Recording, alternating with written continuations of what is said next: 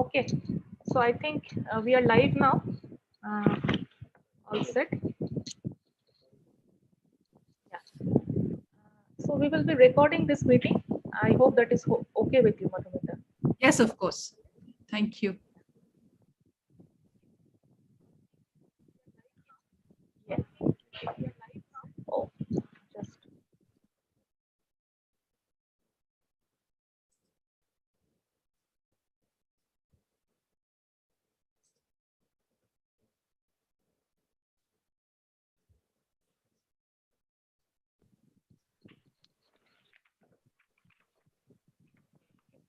Good afternoon. Warm welcome to the 14th Annamani lecture organized by the Working Group for Gender Equity, Astronomical Society of India. In September 2015, the Executive Council, Astronomical Society of India, ASI, approved the formation of a working group for gender equity. There is a feedback, just sorry.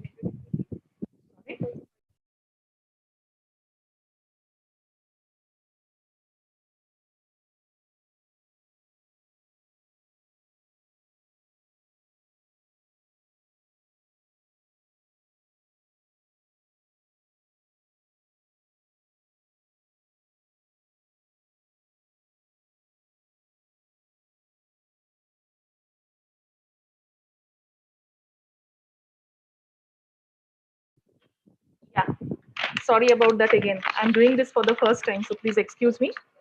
Yeah, in September 2015, the Executive Council, Astronomical Society of India, ASI, approved the formation of a working group for gender equity, WGGE, to address.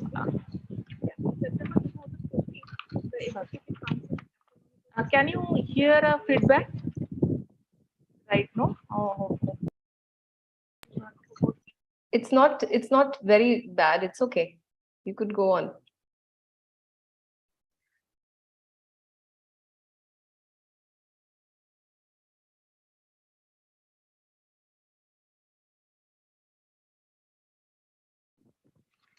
Hope no further feedbacks would be heard now.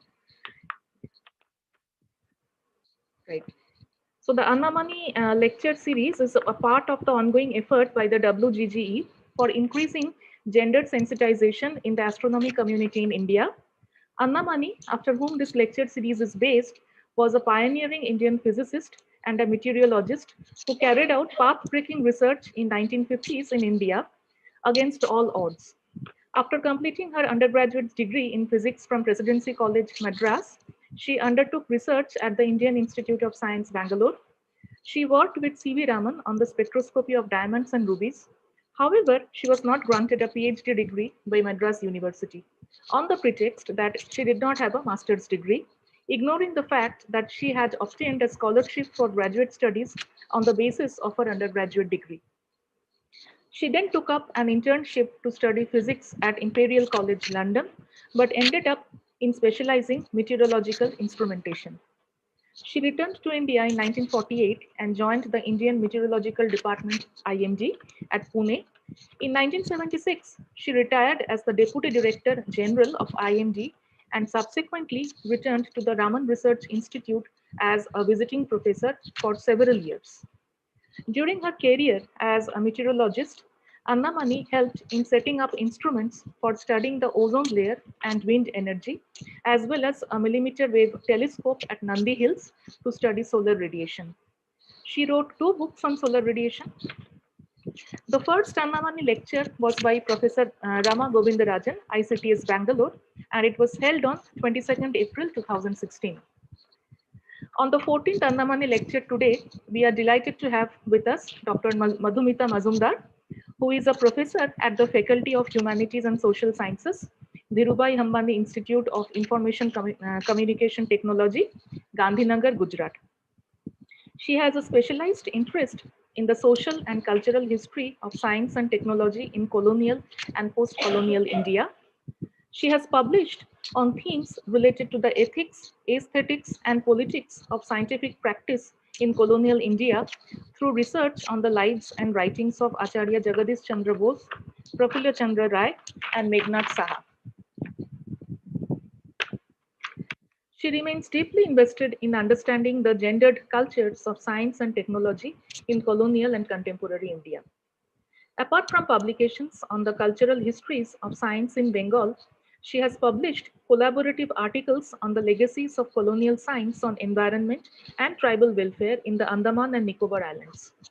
She has co-authored a book titled New Histories of the Andaman Islands, Landscape, Place and Identity in the Bay of Bengal, 1790-2012. It was published by Cambridge University Press, Cambridge, UK in 2016.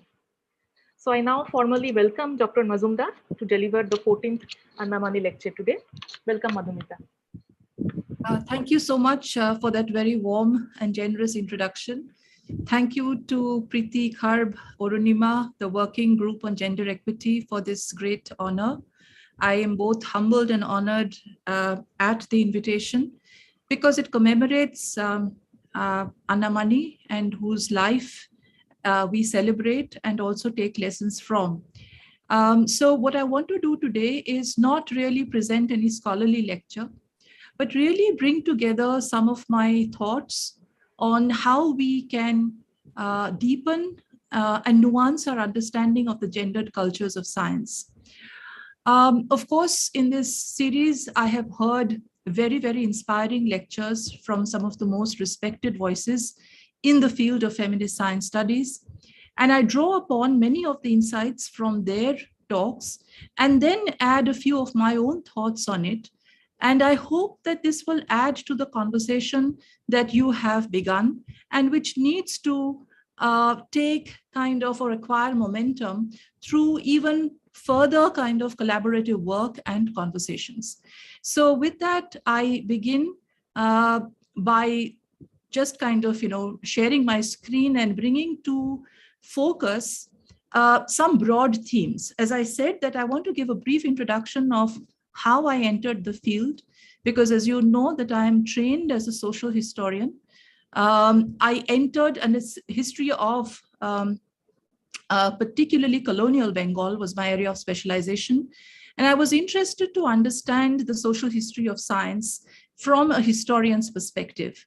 So I'll begin briefly with that area of interest and then tell you how my questions regarding the broader questions raised by feminist science studies have taken me in different kinds of directions. So my research in the social history of science began with an early interest in the role of scientists as public intellectuals in colonial Bengal. The problem was to understand how Bengal's leading scientists, Jagdish Bose, Meghnad Saha, were venerated not only as scientists, but as leading public intellectuals of their time who were writing extensively on the critical problems of the day. And these range from the economy of Bengal, the country at large, problems of poverty, education, culture, history writing, and on topics which were far beyond the range of just their work and practice, and particularly on critiques of colonial policies and the political and social agenda of the Congress. I wanted to understand the question, what were the sources of scientists' credibility and moral authority in colonial Bengal? I mean, one would take it for granted that just because they were scientists, they could write on anything. But that wasn't really the case. Scientists had to kind of acquire a certain kind of cultural authority to be able to move beyond their own practice and kind of comment seriously on other areas of society and culture. So the question was it just their work as scientists, or was there something more? What were really the sources of the moral and cultural authority of science? Now, this is not something original. People have looked at it, this question, from the early days of the emergence of modern science, as it were. And there have been studies right from the 17th century onwards, trying to figure out, because it wasn't taken for granted that scientists would emerge as figures of public authority, cultural and moral exemplars, and so on. So there were two kinds of studies really, which looked into ways in which, the scientists acquired their credibility on the basis of what is called the epistemic credibility of science, that science by itself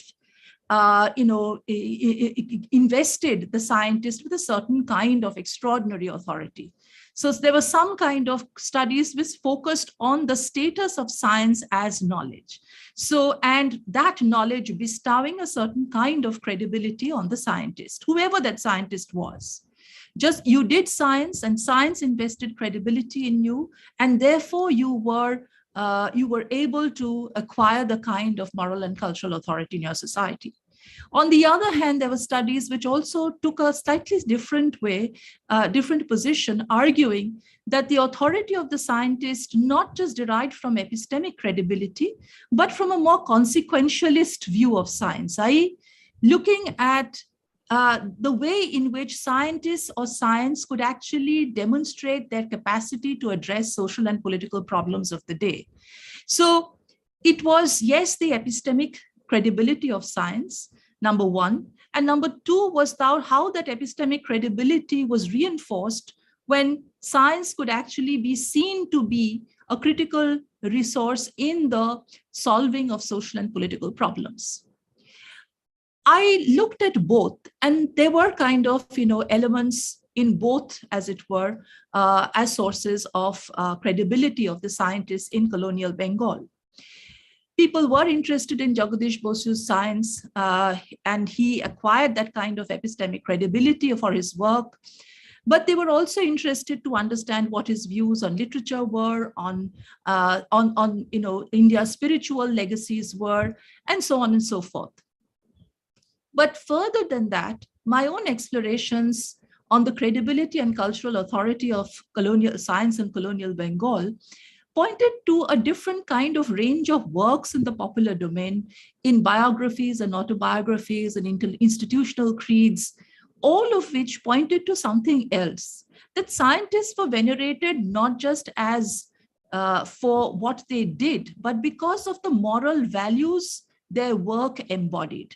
And most scientists in Bengal, in the popular imagination, had acquired the image as acharyas and rishis, or rather as ascetics who were committed to scientific work as the kind of tapasya, and who did their work without any kind of interest in material rewards. In brief, my findings showed how the moral and cultural authority of scientists was built around certain Brahmanical values of self-restraint, self-mastery, meditation, tapasya, along with the values of hard work, frugality, etc. Scientists were valued as nationalists, not only because they were able to transcend colonial constraints and contribute to modern science, but also because the values they embodied. They were, in that kind of literature, true exemplars of the ethics of Swadeshi. So this was really my study of a broad range of literature, which was telling us how scientists were imagined in the popular domain and how they were venerated. Later, when I presented this work at a conference organized by the IAWS in 2008, I became more sensitized to the gendered dimensions of this imagination of the scientists and the implications it had as a symbolic barrier to women's participation and respect as scientists in India. And the question is why? I reworked my older findings to understand how representations of science and scientists were articulations of a new form of nationalist masculinity that fed into the gendered and caste-based cultures of scientific practice and impacted questions of equity by normalizing, and that's the important bit, that by normalizing the image of the scientist as male and the capacity to do science as a distinctive masculine trait. So here we are not looking at biological reasons that, there are differences between men and women in that sense, but there is also a moral dimension that the men had the capacity to acquire a certain kind of commitment to knowledge, which was based on certain practices of self-mastery, etc., and so on. These questions became sharper as I heard many of the panelists introduce us to the complex domain of study and debate that constituted feminist science.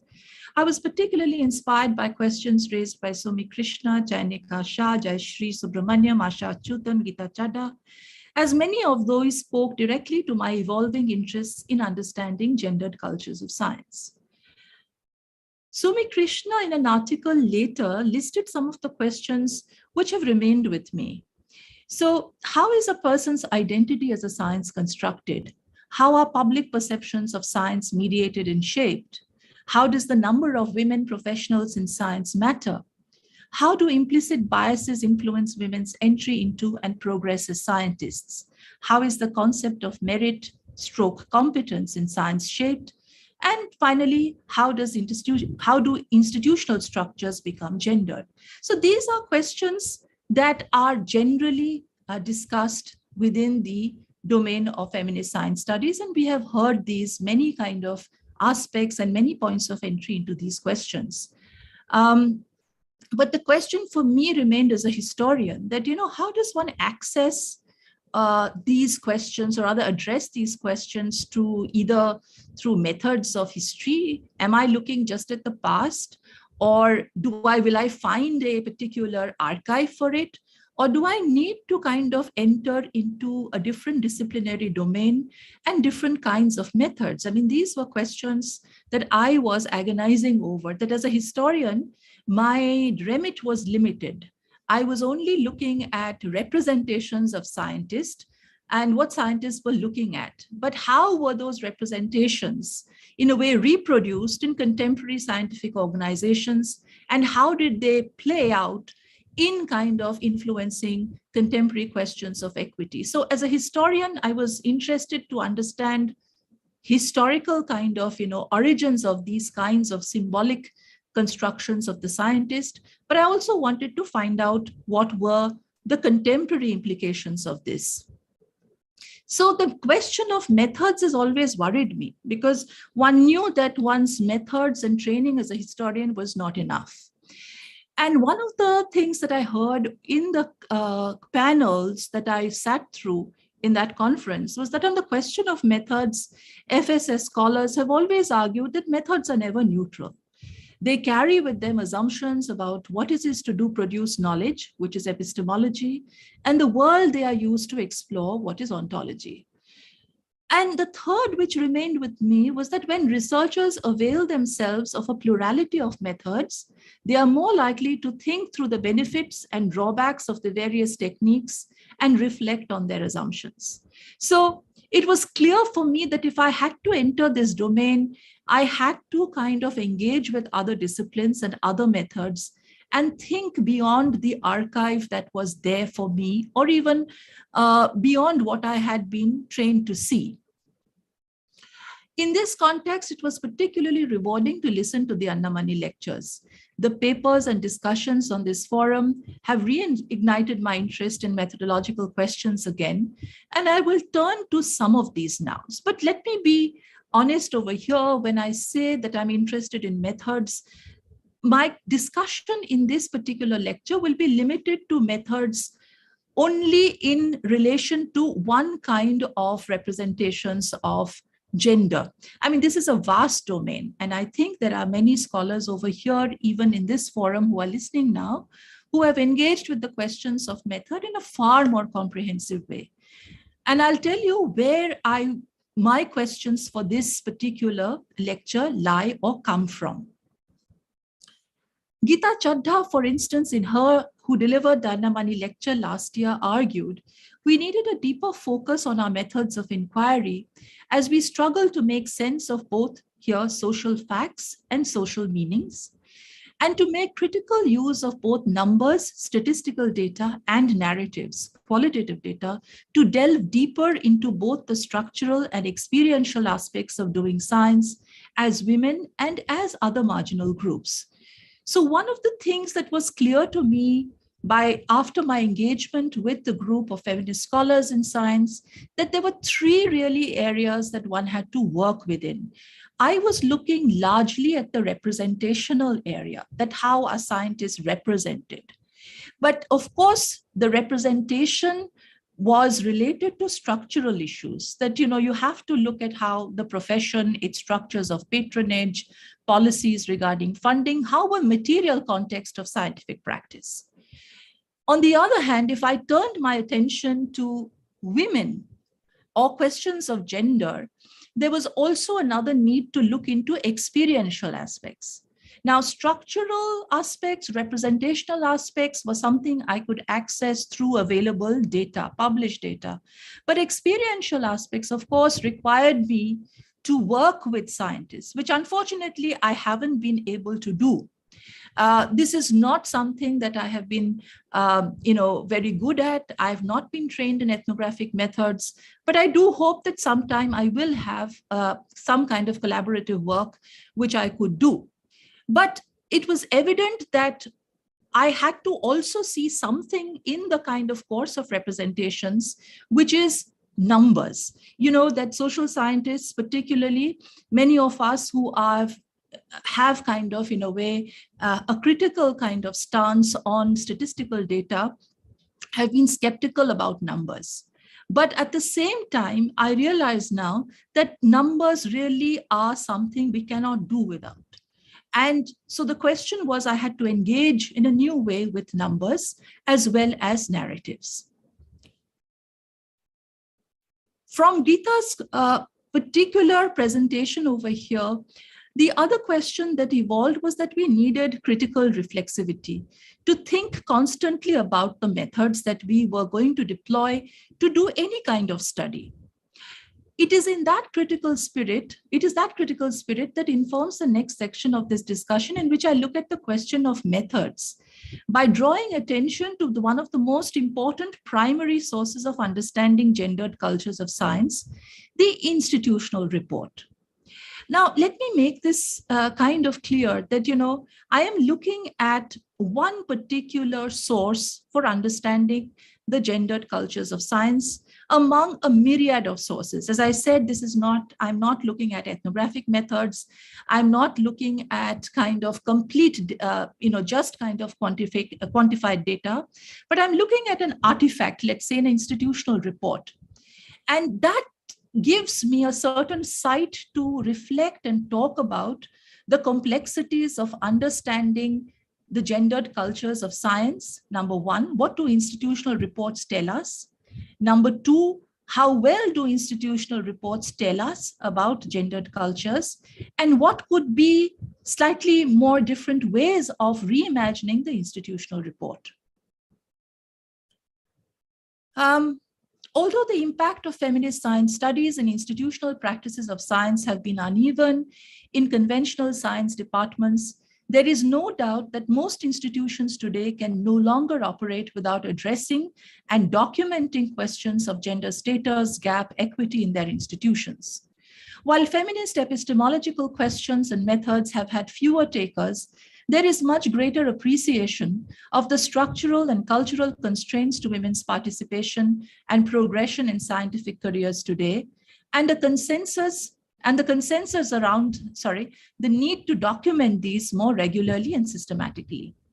So this goes without saying, and we have the working group on gender equity who are already embarking on this kind of work and will be preparing a lot of institutional reports. So I thought that this might be a good opportunity to also engage with the group and the kind of work they're doing. For the student of history like me, institutional reports form the backbone of a research archive for feminist studies. This is not only because institutional reports are our first point of entry into studying gendered cultures of science, because reports reflect the political, social, and intellectual context of the times in which these were written. Institutional reports in sum embody not just data, but a rich record of the terms in which feminist concerns and values became accepted and normalized within what are deemed as masculine spaces. So if you really look at the institutional reports beyond the data that they provide us and study it closely as a text, then you see that there are many factors, a context that come to be reflected in those reports, particularly if we look at the questions closely. Questions that were raised in the 1950s, 60s, and so on, if we take a long kind of historical view of institutional records and not just look at numbers of women increasing or decreasing and so on and participation, but also the overall structure of the reports and the questions they raise that by itself tells a different story. And that's something that I find interesting as a historian, to look critically at our own sources.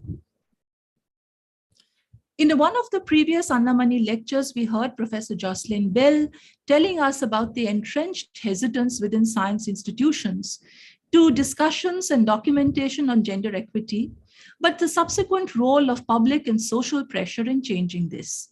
She told us in particular about the role of the Athena Swan Charter, established in 2005, that recognizes an organization's commitment to and progress on equality, diversity, particularly race and gender. Initiatives such as these have changed the ways in which bodies like the International Astronomical Union committed themselves to assess the status of women in their disciplines, starting with, interestingly, segregating membership data of the IAU with astounding results. So clearly, we got a sense from Professor Bell that in spite of all the entrenched hesitance about science institutions not wanting to be forthcoming about discussions and the documentation of questions of gender, now it is almost a given that institutions are accredited along the Athena Swan Charter.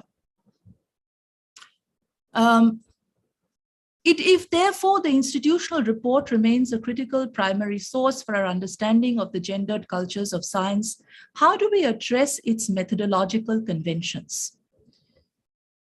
Now, conventional gender equity reports published by the United Nations or the World Bank, and there are many other bodies, continue to offer regular statistics on gender gaps in STEM education.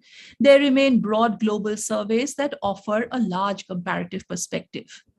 The equality equation, for example, advancing the participation of women and girls in STEM, is a World Bank report, for example, which provides rich quantitative data on global patterns of gender gaps in STEM education for girls enrolled at the tertiary level, and then pursuing studies in the longer kind of term field within STEM.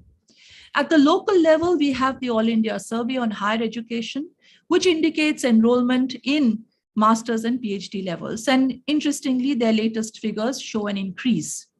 Now, many of these reports, in fact, from Professor Jocelyn Bell's presentation, we also had a sense that in India, the numbers of women participating in physics or in the STEM disciplines was increasing. There's a kind of positive spin to that. Yet, in spite of these global records and kind of status reports, we do turn to the specific institutional reports that we produce for our own institutions, as it were, to get more context-driven and richer data. A recent report for physics, for instance, observed how gender disparities in the Indian physics profession is still stark, even compared to other scientific disciplines, reflecting a global trend. I'm referring here to the report titled Gender Status in the Physics Profession and the Way Forward. And I think some of the authors are also present here with this group. The report shows how gender disparities played out differentially between research institutes and universities, depending not only on differential distribution of research funding, and I thought that was an important kind of a comment, but also on the different work cultures of both. Now, what I found very interesting as far as this report was concerned was it was very comprehensive in a sense that it had not only looked at statistics of tenured positions in universities and research institutes, but many other aspects related to scientific roles and responsibilities. And things like representation of women in administrative bodies and governing councils, academic bodies, invited lectures, in journals, etc. In all of these sectors, there was a certain sense that there was a huge gender imbalance. In astrophysics institutions, for example, the percentage of female faculty members has remained 9% to 10% during the last 4 years. This report has a lot of data, and the data is very nicely, evocatively presented with kind of graphics. And I thought that this was one of the conventions of the report which we normally encounter. I mean, when I'm saying methodological conventions, The questions, of course, here are quite comprehensive, but the data is largely quantitative, but at the same time, there is a certain narrative that backs up the quantitative story. But the thing that one of the questions that has also been raised by feminist science scholars, that there is no doubt about the importance of quantitative data, that the quantitative data the reports give us, in the sense that they give us both the broad picture of a phenomenon over time and also offer cautionary tales about our assumed journey toward equality. But as feminist scholars for long have pointed out, quantitative data, for all its claims to objectivity, is seldom adequate or objective. There was always a need to complicate the numbers. And this is something that feminist science scholars have been doing all the time. In several other lectures in this series, particularly those by Jayashree Subramaniam and Chayaneka, we heard how important it was to remind ourselves to look critically at both the term gender and the data produced in its name. We were reminded several times that data by itself is gendered. Gender is neither binary nor a homogeneous category. Gender intersects with other social categories of race, class, ethnicity, sexuality to produce different effects.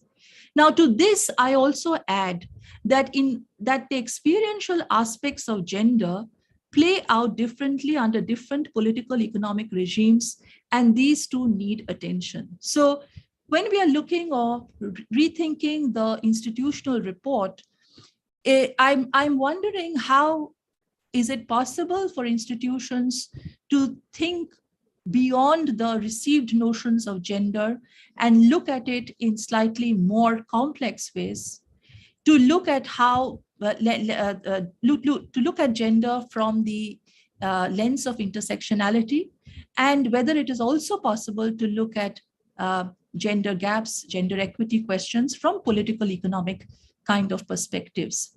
Now, this seems like a tall order. I mean, it's not possible perhaps to incorporate everything in the space of a report, but a report need not be self-contained. There can be complementary kind of a series of reports.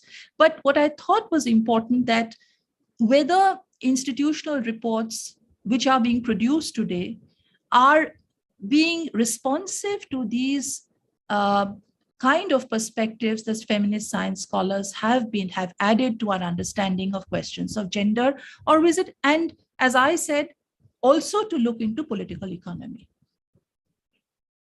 The question thus remains, can institutional reports incorporate these complexities? Is it possible to rethink their methodological conventions? Now, in response to many of the critiques of an entirely quantitative data-driven reports, there have been a slew of qualitative data-driven reports too. And my question is, are these breaking new ground? What are they telling us and what they are not telling us? In this, and I look closely at a report generated by a consortium of physics research departments and institutions funded by the EU, and along the basis of a study conducted between 2015 and 2018. It was called the Genera Report. The report was the outcome of a EU-funded Genera project conducted between September 2015 and 18. The aim of the project was to implement gender equality plans in physics research organizations. And there were 11 consortium partners who undertook this task. Consortium partners were kind of spread out in about 8 or 9 countries in Europe.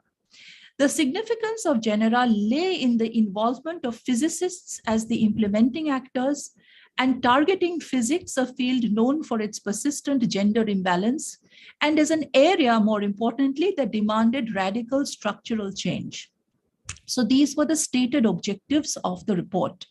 And it was deemed that because it was the physicists who were doing the work of qualitative research, but in collaboration with gender studies scholars in the field, as well as social scientists. The report was divided into 2 parts. In the first, there was a discussion of methods that were used to conduct interviews and main challenges.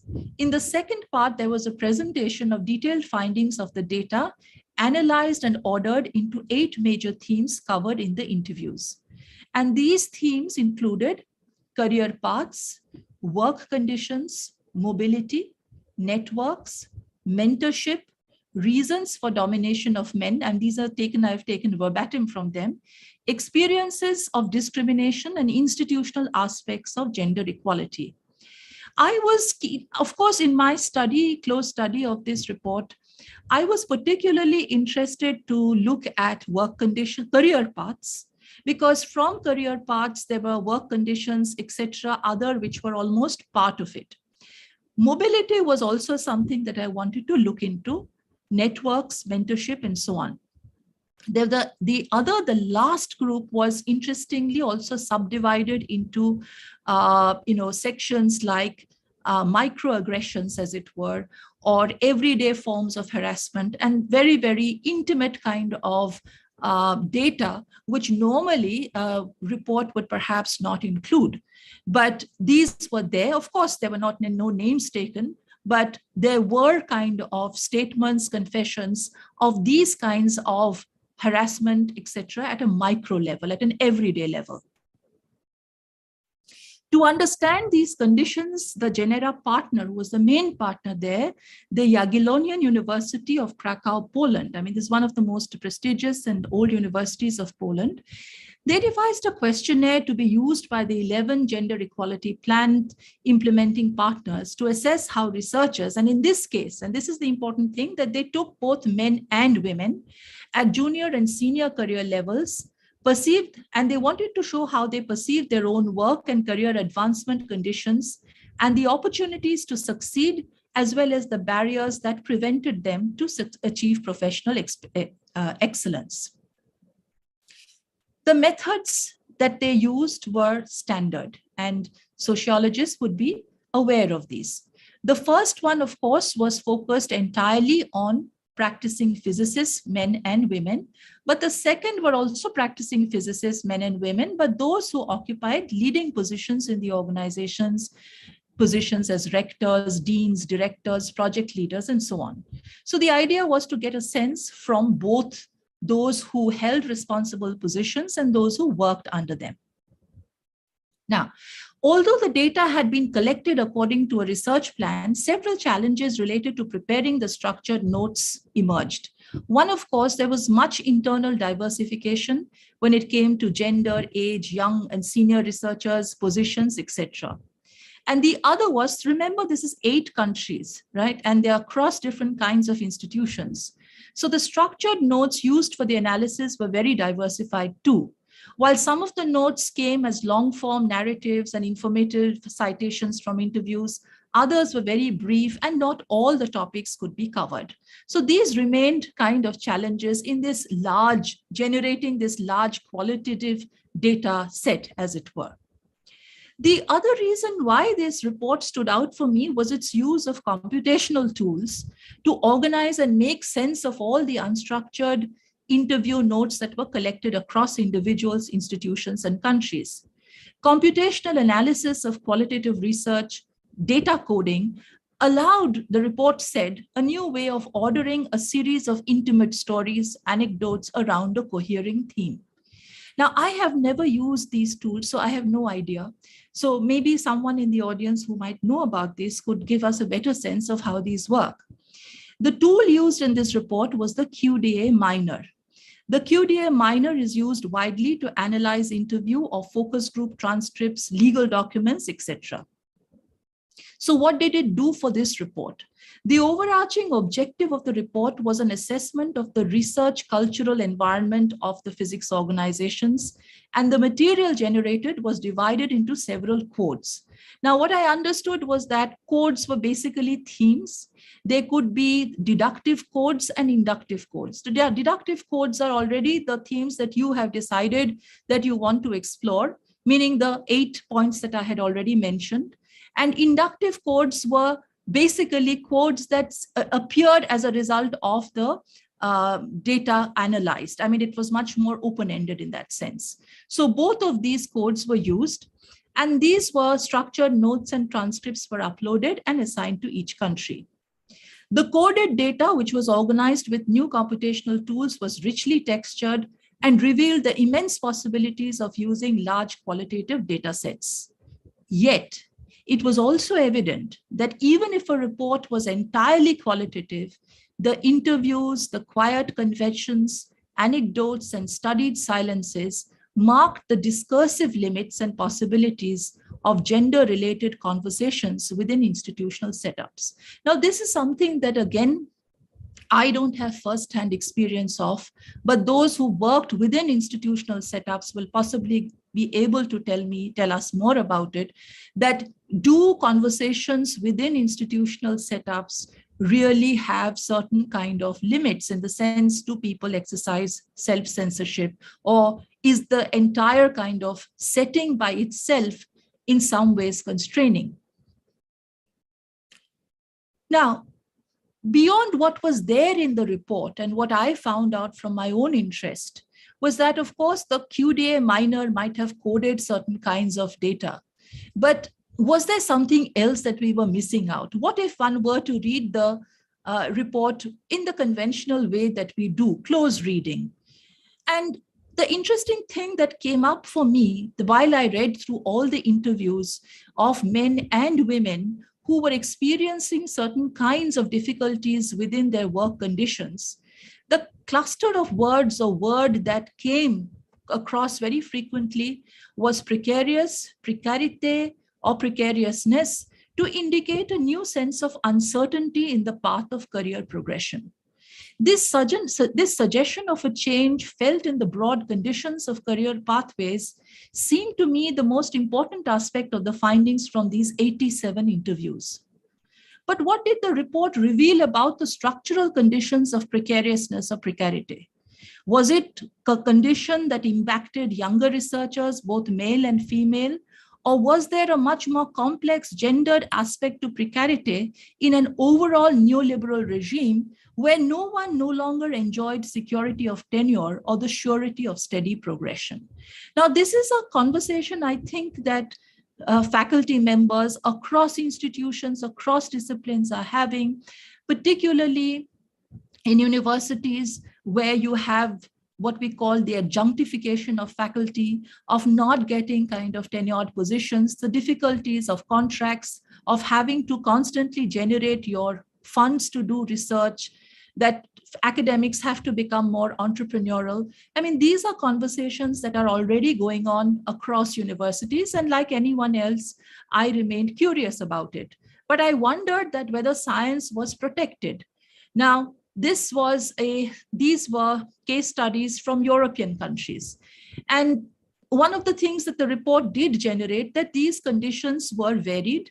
In some countries, such as Poland, Italy, Romania, and Spain, the impacts were not as bad, but the shattered model of career pathways as a result of the new kind of neoliberal regimes was far more common in Germany, France, Switzerland, or Netherlands. The difficulties in finding a permanent position after multiple short-term contracts are the most difficult aspects of a science career today, the report said. It is important to say that this is a problem for both men and women. Nevertheless, these transformations have different effects on men and women scientists, and they both undertake different strategies to navigate these. Now, was the report able to actually give us a sense of that? One of the common things was that, yes, there was a sense that there is a new model in the kind of conventional pipeline model that people were used to understanding. In the new model, the pipeline had much more potential holes. After the completion of each postdoc, there was a need to reconsider one's career and also to go through recruitment procedures for a new position. When there were so many points of re-entrance, this caused more risk of leaving science. So one woman, a young researcher, said, every time a contract was coming to an end, I wondered, should I stay or should I leave the career? I have been lucky I did not give up. In their stories, women were generally ready to voice doubts about their career, about their presence and contribution to science. They complained about the competitiveness and precariousness, and often voiced doubts in their skills. Some of them were aware that possibly these doubts could create a situation that makes women leave science, and that these doubts were linked to internalized stereotypes of women in science. So those stereotypes, those symbolic kind of imaginations of the scientist, the male scientist and the women scientists were often internalized, and they came out in the conversations that happened. As far as the men were concerned, men did talk about their problems, as it were, or young researchers. But they concentrated mostly on a very description of their careers from a science perspective, and they tended to abstract their problems from their personal context. Nevertheless, they too felt compelled to express anxieties about the new situation concerning employment prospects. For women, the moments of doubt, the moments when doubt or hesitation appeared, were those linked to the choice of career paths, particularly which go back to the period of the university studies, moments during the actual experience of doing physics, marked by its masculinized cultures, its microaggressions, etc., and moments in their private life. And this was also something that came recurring in the report, that when decisions had to be taken over marriage, having children, relationships, and dual career couples, etc., who had to take employment decisions in a context where careers were often decided by your capacity to be mobile. Mobility is one major important aspect of advancing in careers in science, particularly those who were interviewed in this report. And many women said that we couldn't move. And the experience of mobility was quite disorienting. It was not always a happy kind of, sometimes one romanticizes about mobility, you're going to different places. But many said it was a really very, very difficult, not only because one's caregiving kind of responsibilities doubled up, but also in terms of, adjusting to a new space altogether. My feeling as I read through the report was, how could we have coded and deployed precarity and precariousness as a framing question in our collection of qualitative data? In other words, could we generate a sharper political economic understanding of career pathways in physics or contemporary science at large? How could we contextualize the interviews, stories, anecdotes, journals, diaries, etc., with data on appointment, terms of contracts, funding opportunities, and career progression statistics, so that we got a better sense of how the new realities of the scientific research economy impacts the lives of women scientists, particularly those who are entering the profession now? So one of the things that the report clearly suggested was that these problems of precariousness were faced mostly by younger scholars and not the senior scholars. The Genera report retained its qualitative character throughout and avoided any analysis of numerical or quantitative data. It was a refreshing change from most institutional reports. Yet, even as it coded and presented poignant stories of exclusion, marginalization, and discrimination, a clearer picture of the gendered impacts of the new, uncertain career paths in physics remained less understood. The Genera report showed that while qualitative research and the experience of women and other marginalized groups must remain at the center of any understanding of the gendered cultures of science in institutions, the lack of supporting quantitative data around the research economy of science left significant gaps in our understanding of the new vulnerabilities of scientific practice under neoliberal regimes. Competitive funding, insecurity of tenure, shattered career paths, the imperatives of mobility are new realities of scientific work that demand new forms of scrutiny and new methodological pluralisms. We need more numbers as we need more narratives. So finally, as I close this talk, just recalling the words of Sandra Harding, gender operates at the individual, structural, and symbolic levels in terms of identity, roles, and systems of meaning, which create power relations between men and women. These gender dynamics are intermeshed with the dynamics of class, caste, ethnicity, religion, language, and so on. The new vulnerabilities of women and other marginal groups in science under neoliberal regimes demand conversations across disciplines and methods, as science too has to negotiate the caprices of state and markets in the emerging conditions of knowledge production and practice. So thank you. With that, I'll close my presentation and let's launch into some kind of conversations if that's possible. Thanks, Madhumita, for the wonderfully illuminating talk. The floor is now open to questions.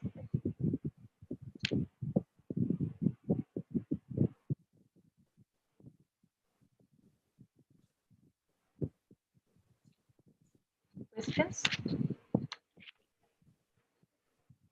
Okay. I had a question regarding the structure of the reports, which would be kind of ideal from the perspective of a social scientist. I think in the first part of your talk, you were talking about that. So can you give us some sort of an example, which would say, from the point of view of a social scientist, this report doesn't only include quantitative data as to how many faculty positions have given to women, etc. But yeah, please continue. Sorry. Yeah. I mean, so, I actually was trying to look at this Genera report because it not only involved physicists, but it was guided. The project was guided by social scientists and gender studies scholars, and who were insistent that institutional reports had to be more qualitative than quantitative, because qualitative data is where you get to access the real experiential aspects of doing science. So the interviews, etc., were the main kind of features. Now, of course, when you're handling so much of qualitative data, to organize that data also is a challenge. As I said, that there was so much of diversity within it. So they introduced another thing about which we have not yet been very kind of, what should I say, aware of, which is using kind of computational data, data coding software. Now, we don't do that. We normally do manual coding in the sense but here you have 87 kind of interviews on numerous aspects. So they used a computational tool. Now, what I found kind of interesting, and this is also this is, used by social scientists, computational tools, as I am told. I have not used it, so I don't know. But I was interested in looking at the number of ways in which there was this attempt to capture the problems of women under certain circumstances of work. Now, while all this was qualitative, as I said, now I was thinking, was it possible when people are saying uncertainty of tenure, when they are saying competitive funding, when they are saying mobility, that, we had to move several times, so we had to constantly renew our contracts all the time, were the institutions able to provide such data, or individuals able to provide such data? Is it possible to get that kind of data and match this up with the qualitative data? So I was just thinking whether it was possible. I mean, as I said, this is thinking aloud. All institutions have that. I know from my own institutions that there is a lot of hesitation. Jayashree says there's an echo. Is there an echo? Not for us. Okay, so I have seen from my own institution that, we have accreditations coming in. The NAC comes in, and NAC demands a lot of data. Now, when it comes to issues of gender, etc., the data is unfortunately very limited. I mean, we don't know, for example, what is really the career progression path for men as compared to women. It seems that there is uniformity, but we know that there has always been differences. But those differences are not to be talked about or shared, as it were. So in other words, there is a kind of need to possibly probe this a bit more, if it's possible, to get those kinds of data. The other thing is the question, and this is a question that we need to think about, that when we think about political economic regimes, neoliberal regimes, where the state is cutting its funds for research, where there is greater kind of push towards that you have to self-fund, get your grants, etc., etc.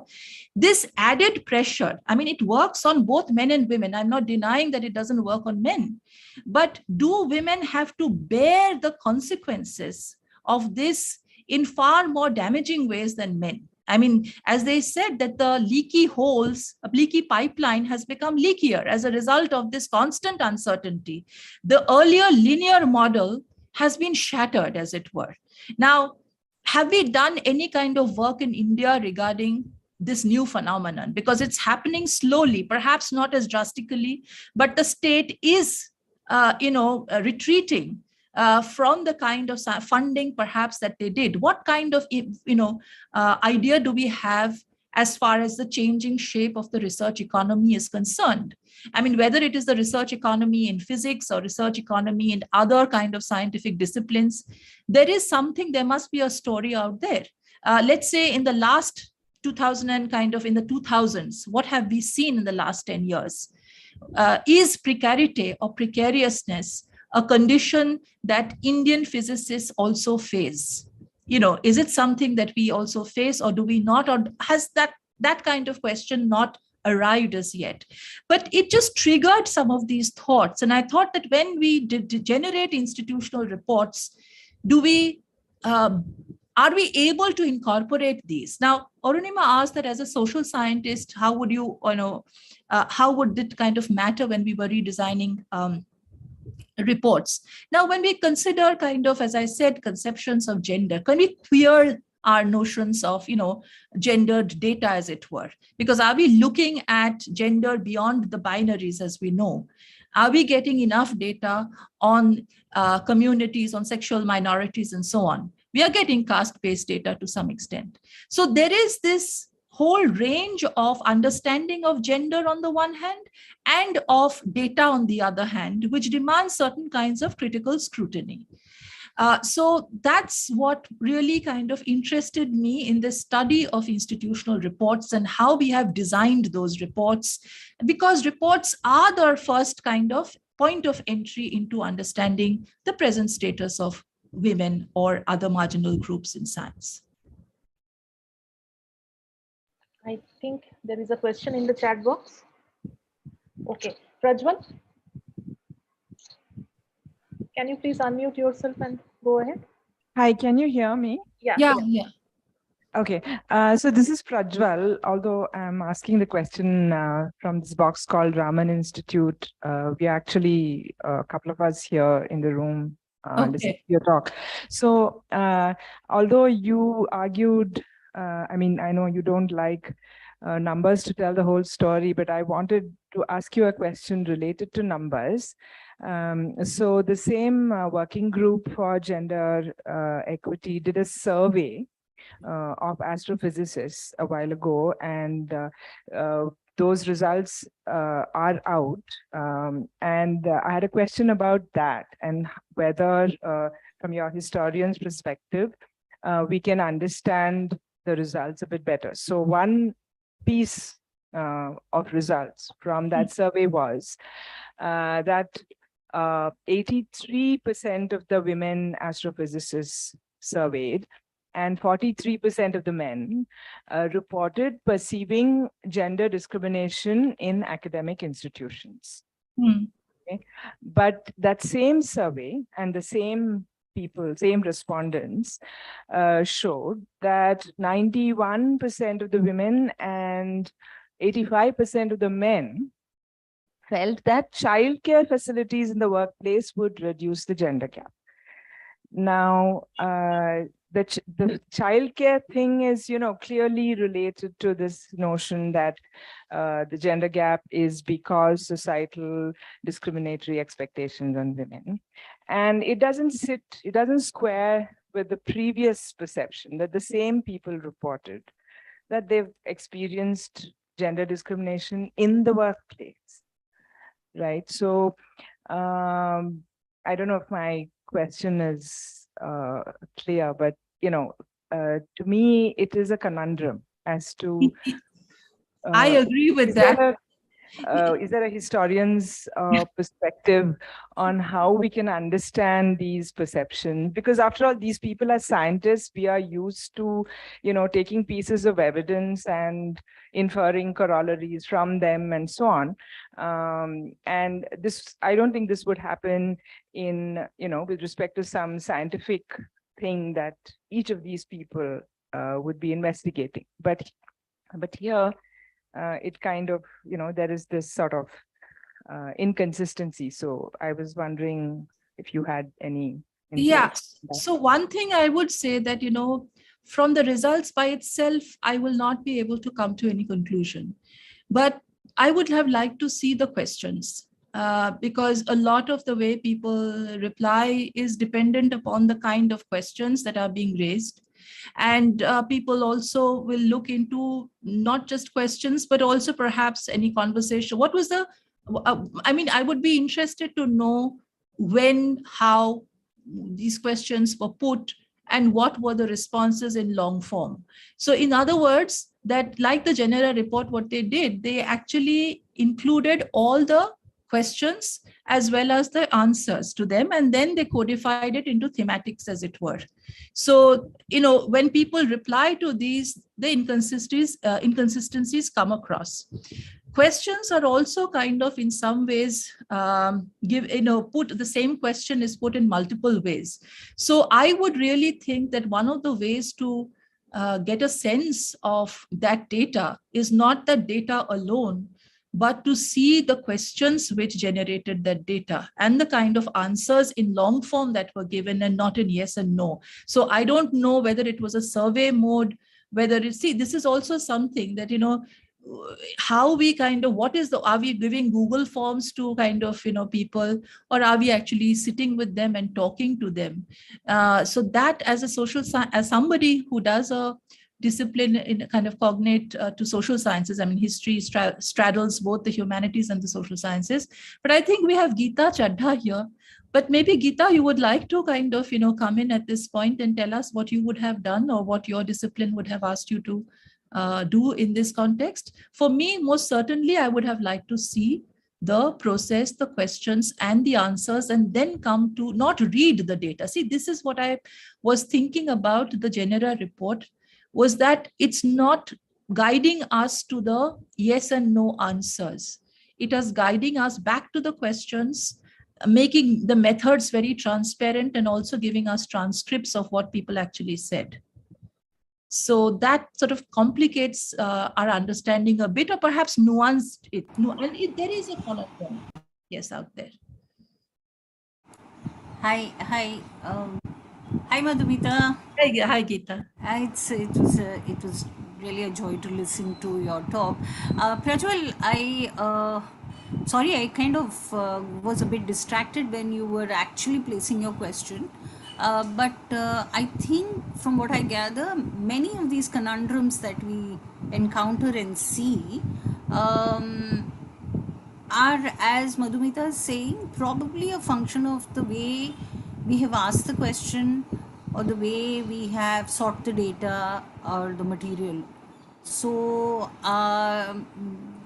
and yet I think that we also have intuitive understandings of these conundrums, especially people who are within these institutional sites would have an experiential and an intuitive understanding about how to interpret and how things appear. So, we can talk about it further, but if I may, can I sort of ask Madhumita a question? Yeah, sure, go ahead. Yeah, not really a question, Madhumita. I was firstly extremely excited about the idea of looking at institutional reports as a site to see how both gender hierarchies and gender is constructed, but also as how in the feminist report we need to sort of understand how we are how we are presenting the data and how we are understanding it ourselves, both quantitative and qualitative. So I think this focus of the talk on the institutional report, on the report, is actually very, very, a lot of FSS research and a lot of work done by women in science actually does look at some of these, but to place it centrally as an FSS agenda, I think, was important for me from this talk. But what I want to ask you is this analysis part, where you're talking about the probably the need to explore computational analysis. Hmm.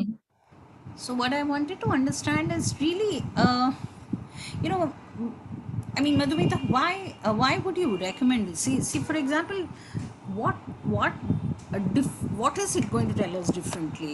I mean, do we have that kind of large data? Firstly, that we are dealing with when we are talking about scientific institutions to merit. Um, Collecting huge collective qualitative narratives and then doing computational analysis, or is this also a response to again making FSS much more credible in the scientific community? That here we are presenting to you now computational analysis of qualitative data. Are we really going to give anything remarkably different? Is what I wanted to ask you in terms of understanding. How You know, get it? yeah. So, Geeta, I was not recommending this at all. I'm trying to Okay, understand. then maybe I got you wrong. Yeah, yeah. No, no. I mean, I don't even know. I haven't even tried it. So, if I Yeah, don't yeah, try something, how can I even recommend it? What I was right. thinking is that here is a date, which is the ironies of this report. I was looking at some ironies, which is one, of course, it's an out and out qualitative report, right? But Yeah, then there is also a recognition that, one has to that it is so unstructured that one has yeah, to find out some sort of ordering mechanism. And you have this, and these tools are largely used for business purposes, market research and things like that. yeah. And now sociologists, because sociologists for some were involved in it, and reason why I was curious. But I was thinking that, you know, computational data, or rather computational coding, can give you, and that's the reason why I said that, the codes were structured, that, we want to find out mobility, want to find out pathways. So there were 8 kind of themes set out. Yeah. But when I read it manually, I found out that there is a cluster of words which is screaming out from that report, but which is not coded. For example, everybody is talking about precariousness, about precarity.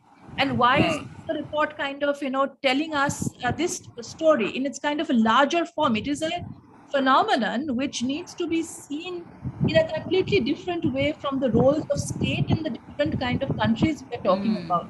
There are 8 countries: France, Germany, Netherlands, Poland, Russia, Romania, etc. Yeah. It then kind of, because then you need a certain kind of discussion on policy, on funding. And Of here I course. thought that maybe if there was a complementing data on this kind of funding, some kind of quantitative analysis also, that's number one. And number two is also to ask from the respondents themselves. Now, we don't get to know, people are not so keen to kind of tell you their terms of contract and what are the Yeah. issues related to it. But when people are talking about uncertainties, we need to know how these uncertainties actually play out. And I can say, I have not, for us, it doesn't seem like a reality, because we have been in that kind of generation where we knew that there was a structured progression. But here, every 3 years, these young scientists have to constantly renew their contracts and don't know whether in this kind of, what is the terms of, some people said that we don't even know where we kind of, didn't quite qualify. So these are data which seem like missing from that analysis. Yeah.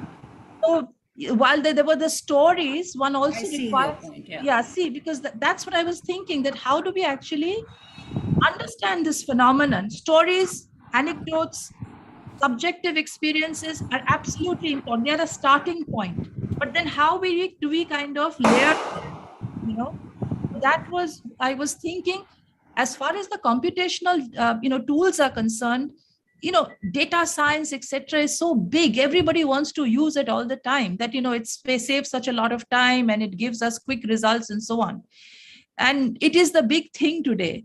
And if we have to use it, I'm saying hypothetically, how do we use it? Do we completely forget manual coding? Do we not do this close textual analysis that we do? How do we treat and analyze the data? The qualitative data analysis, as you know, is extremely tough. It's not so easy to read off the data.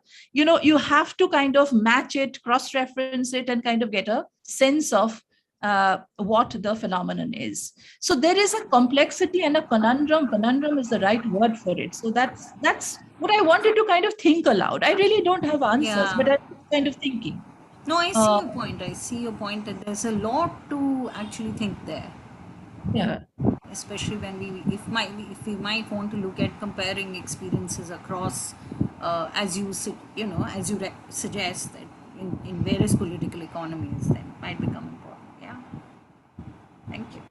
We have a couple of questions on YouTube as well as from Debarati here. So maybe one YouTube question we can quickly take. Yeah. Did the genera report, or did you find themes like aspirations, dreams, etc.? And how do you think neoliberal economy shaped this? See, in terms of the questions that the report kind of framed, as it were, yes, questions of aspirations just creeped in, but most of it was kind of giving them, or kind of trying to learn from them, the respondents, how their career progressed, what was the pathway. And clearly some of them, there were some who were meditating dropping out, and they said, I had dreamt of doing this or going there.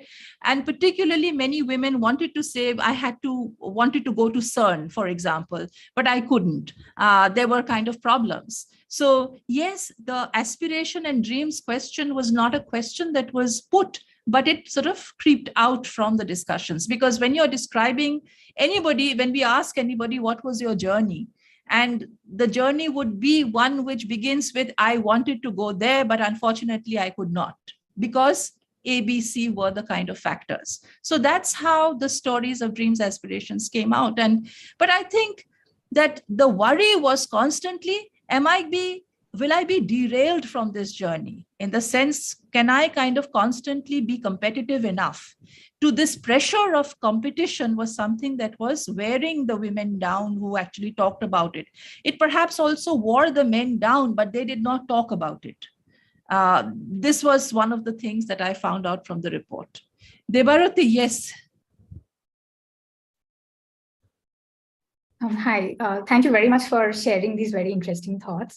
About the point that you raised about taking into account the weightage for qualitative aspects in addition to the quantitative ones. So I had a comment. So there are some surveys that I know. So as a postdoc in France, I know about certain surveys that were conducted by CNRS. So these were like master's projects, and these were like certain students were given the task to follow the life history of women in science, and to track exactly at what point in their career they were dropping off. So there was also a quantitative aspect. So they were doing a statistical analysis, but also they were taking into account other aspects like ethnicity and relocation, whether or not they were having family and things like that. So I found that very interesting, because they were doing a comparative study for these different factors, as well as the numbers for any particular, to come to, although I saw that they came to the same conclusions, to the fact that closer they were to finding a permanent position, that was the point where they were dropping off because of certain reasons that we mostly know today. But I found that they were taking into account both these aspects. So one of the things that, as far as quantitative aspects are concerned, as I was kind of saying, and these reports, of course, are possibly the way to go.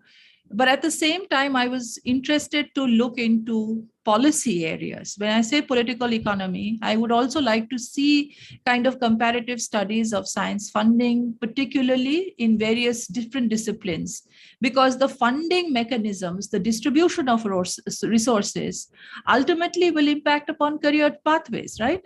So when there's a surety of a linear pathway, you know that there is funding, there is kind of tenured positions, that tells a different story. And that dynamic of gender is something else. But this is a new gender dynamic being played out in a context where both genders are impacted.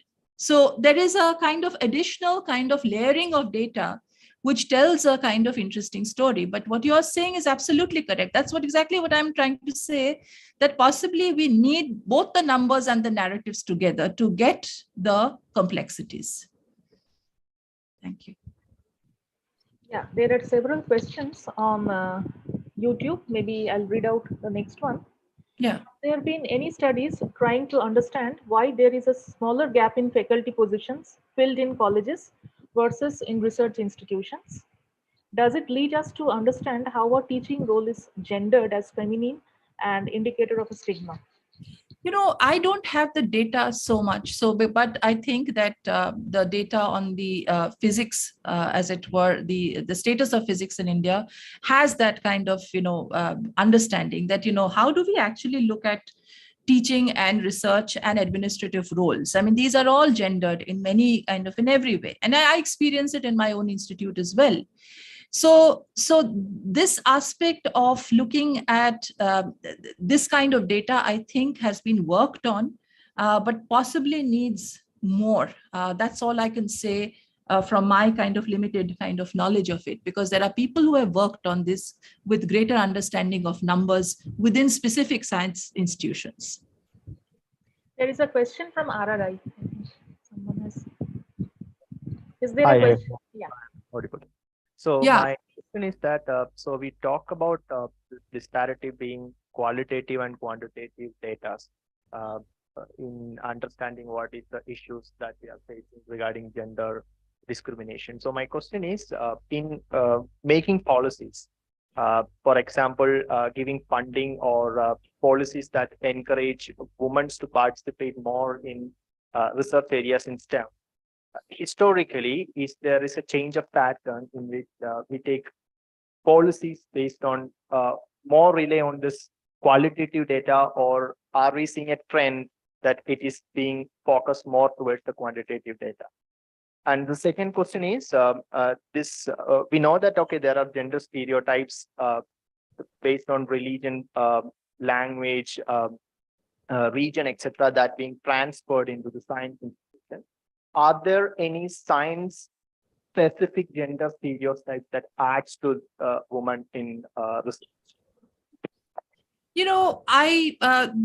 Sorry, your first question was whether there are quantitative. Yes, quantitative data is still the dominant kind of, modality in which gender disparities are looked into.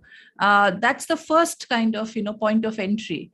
And if you look at, and I think that from even the Annamani lectures and the reports that we got, global reports, etc., it seems that, because governments have made, and whether it's the Department of Science and Technology here, or, in UK, there are other institutions which have given women certain incentives to continue with research or to kind of, in a way, enter into research. That data government is readily gives that, whatever it has done, and then it tries to kind of match up that with how women have responded to it. And so clearly that quantitative data remains an important statement for policymakers at how much money they have distributed.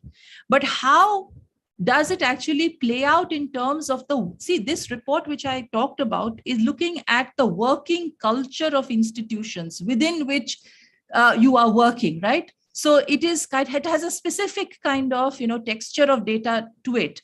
Now, a teaching institute and a research institute will have different ways where gender disparities kind of play out. Similarly, questions of caste, etc., play out differently in different. This is the point that I think that those who talk about, looking at gender through intersectional lenses have constantly told us that, it's hard to kind of not consider these kind of contextual distinctions, as it were, that, caste might play out differently in one institution, it might play out differently in the other. As far as science-backed arguments are concerned, those prejudices remain. I mean, whenever somebody is not performing up to a particular kind of perceived standard, you immediately kind of people invoke that women are not hardwired to do science. In my own institutions, I keep hearing that, women are not hardwired to do engineering. Oh, they are just come here, they are in the waiting room. BTech students talk disparagingly about their own, friends, as it were. Oh, they are not capable of programming, ma'am. They can't do anything. That kind of, argument that programming is not something, although we know that how women have been at the forefront of coding from historical times, as it were. So clearly, yes, science and pseudoscientific arguments creep up all the time as far as when you are talking about gendered kind of competencies.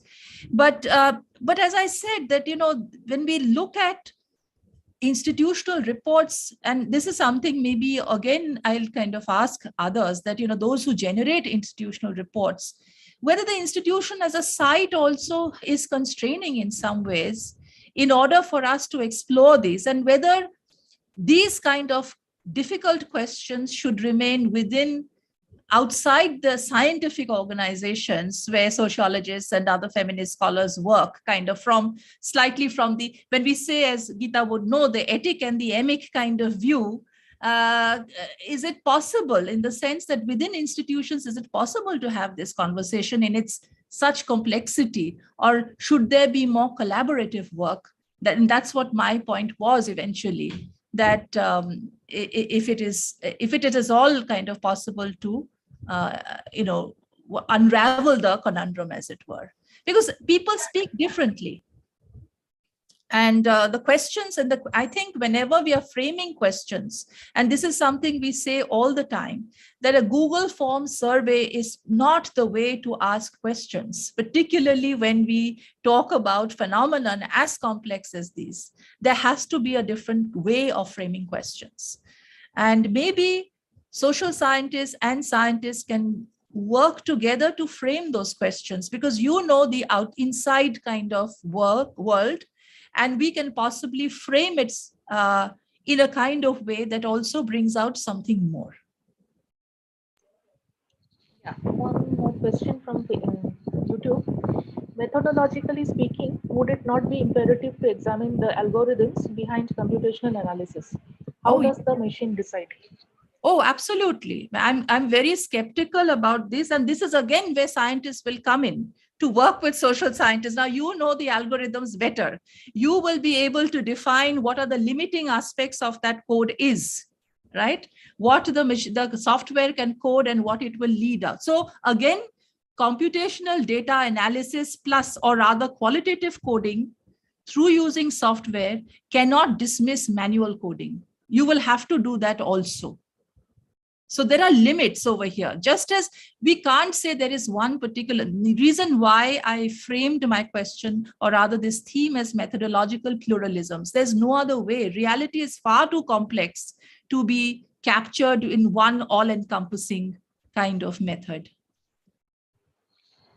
There is one comment in the chat box by Jayashree Subramanian. Perhaps I am the only one in a private university in this meeting. In my university, in the sciences, physics, chemistry, and bio, there is not a single woman. We must really study this new reality of private universities in India. Oh, absolutely. Thank you for saying that. And I was actually, it was there at the back of my mind when I was thinking about neoliberal regimes, because neoliberal regimes have privatized higher education, and we are seeing the consequences of it. And that has to be also documented. So thank you very much for raising that. Okay, so we had quite a lot of interactions. Any more questions? I see RRI hand is still raised.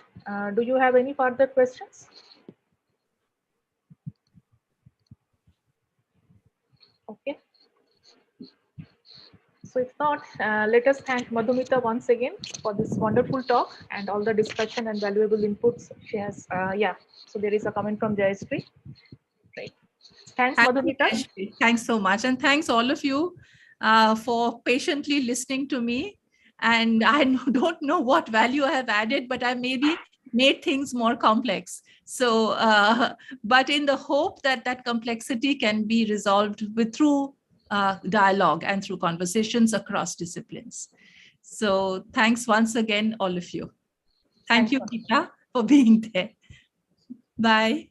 Right. So we'll close the meeting here. Thanks. Yes. Thanks to all of you for attending. Bye. Thank you. Bye. Bye.